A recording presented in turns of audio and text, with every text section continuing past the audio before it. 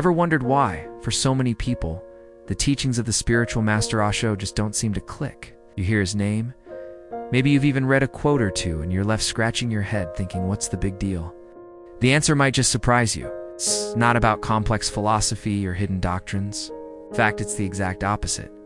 The first reason is that most of us live incredibly complicated lives. We're tangled up in schedules, expectations, social media, and 1,000 tiny rules we've set for ourselves. Our way of life has become artificial.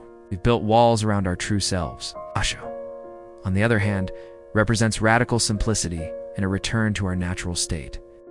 He's like a clear, flowing river.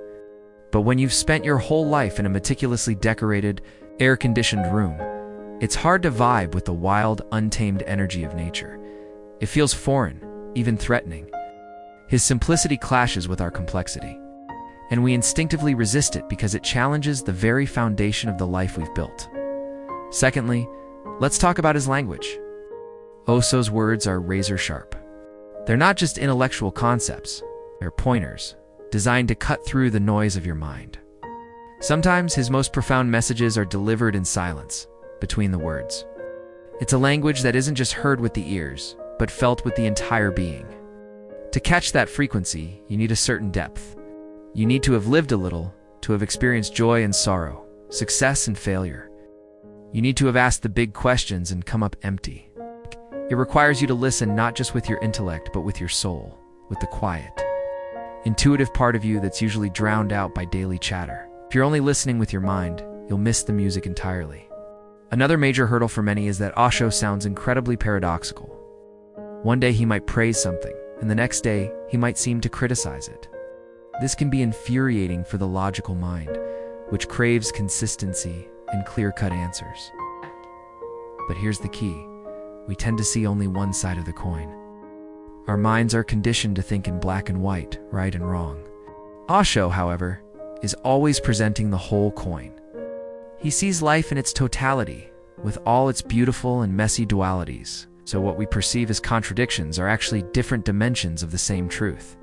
He isn't contradicting himself, he's just inviting us to look at reality from a 360-degree perspective, which our linear minds aren't used to doing. This leads us to the final and most crucial point. Truly begin to understand Osho, you have to let go of your usual standards of judgment. The mind, with its logic, its beliefs, and its conditioning, is the wrong tool for the job. It's like trying to measure the depth of the ocean with a ruler, simply not equipped for the task. You need a different kind of lens. A new way of perceiving that exists beyond thought itself. This isn't about agreeing or disagreeing with him. It's about being open enough to experience the space he's pointing towards. It's about cultivating a state of meditative awareness, silent watchfulness, where understanding isn't an intellectual conclusion, but a direct personal realization.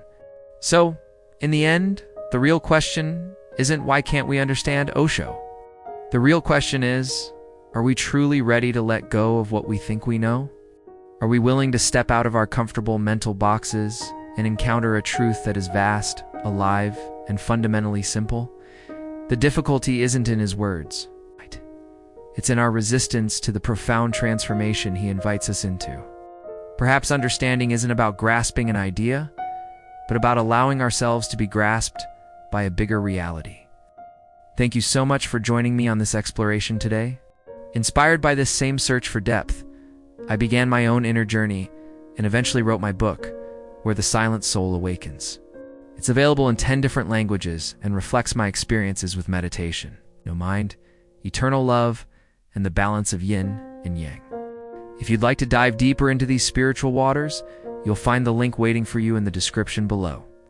As a thank you for being part of this journey, I've included a 20% discount on my ebooks and mindfulness journals, and if you feel like you want to grow with me, you can also become an affiliate partner and follow along on this path. You'll find the link in the description below. If this resonated with you, I'd love for you to subscribe and join our community. Let me know your thoughts in the comments below. See you next time.